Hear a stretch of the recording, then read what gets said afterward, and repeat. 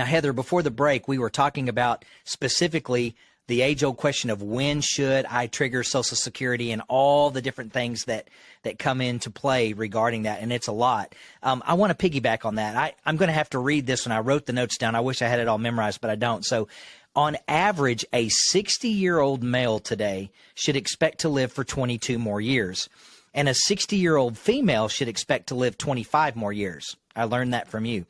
So a lot of people try to figure out, what's the break-even point? They try to do this math science thing. When should I trigger based on what my break-even point is if I live to a certain age?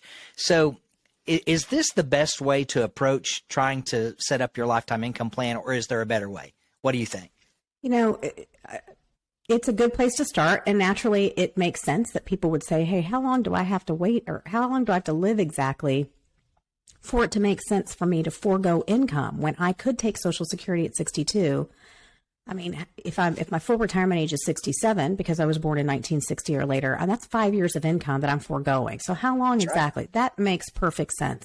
And certainly when you're dealing with a single person, I'm a lot more comfortable having that as our starting point. But here's the thing, is that Social Security, the calculation of the benefits, so whether you take it at 62, whether you collect it at 67, or whether you wait beyond 66, whatever your full retirement age is, or whether you wait to as late as age 70, the theory behind that, when the calculation of reductions for taking it early versus the delayed retirement credit increases for taking it even a few months beyond full retirement age, was that the Social Security said you're going to get basically the same amount of income because we've mathematically calculated the reductions and the increases based upon the average life expectancy. Right. What's the problem with that? What are we seeing these days?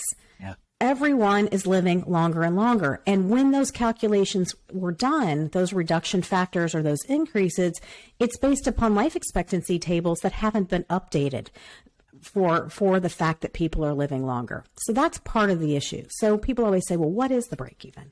Well, I mean, really, to make it more beneficial from a mathematically cumulative lifetime standpoint of benefits, you only have to live to about 78 or longer for it to make more sense for you not to file at 62. I mean, I don't say, and I always say, everyone's situation is so unique that I would never say never file at 62, nor would I say everyone should file at 70. If everyone could wait to file at 70, great, but that's not the reality. Okay. So I would say, you know, most people, if they can, probably shouldn't file as early as they can because we're all living longer, right? So if we're living into our 80s, and if we're living even to 82, 83, it actually makes more sense to wait because that is a guaranteed source of income that will last for your lifetime. So the longer you live, the more you're having to deplete other sources of income to supplement, right?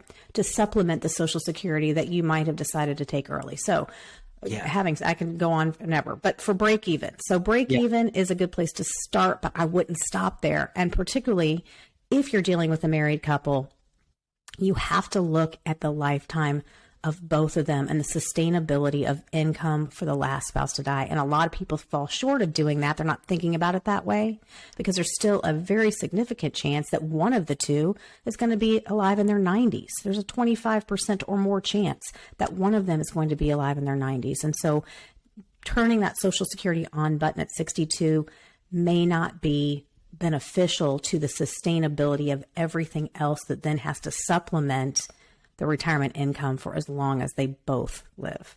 And this is why I think this is important. There's so much bad information out there, that information that's not true. Just quickly, Heather, share with our listener why it's important to defer. Like the average person may think, oh, well, it's just me choosing to wait longer to get closer to my full retirement age. But what happens to the benefit of someone each year that they defer their Social Security? Yeah, so the percentage is different between 62 to your full retirement age. The reduction factors are different.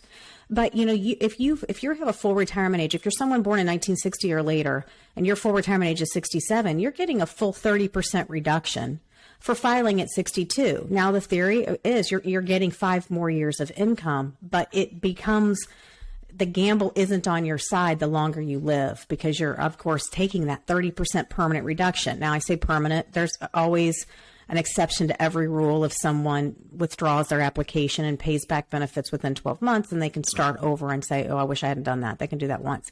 But for the most part, there is an actual reduction based upon the number of months you file early. On the flip side, once you get beyond your full retirement age, then there is what's called a delayed retirement credit. That is a monthly credit to the tune of 2/3 You've heard this 8% per year. That's where that comes from. So 8% builds for waiting beyond full retirement age to file. That can be pretty significant. And the other thing is, once you file for your benefit, your cost of living adjustment, right, is going to be based upon that number. So if you file early, your cost of living adjustment, we just got the 8.7% cost of living adjustment for the started in benefit payments in January. If you're taking your benefit at 62, that 8.7% increase is going to be less for you than someone who might wait a little bit longer and get, if they wait till full retirement age and get 100% of their primary insurance amount, so that the 8.7% is obviously based on a higher percentage. So you have to kind of look at everything together and figure out what makes most sense. Look at what other sources of income that the person has and say, okay, might it make sense for me to draw down an IRA and let my Social Security wait a little bit longer? Keep rolling up. That's right. Yeah. Friends, everything that you've heard is so good. And I know at a recent meeting that we were at together, Ed said the average spouse lives 14.2 years after the death of the first spouse. So your decision for when you take Social Security affects that remaining income benefit for many, many years, often up to 2 decades. So we got to be thinking about the entire package whenever we make our decisions to file for Social Security.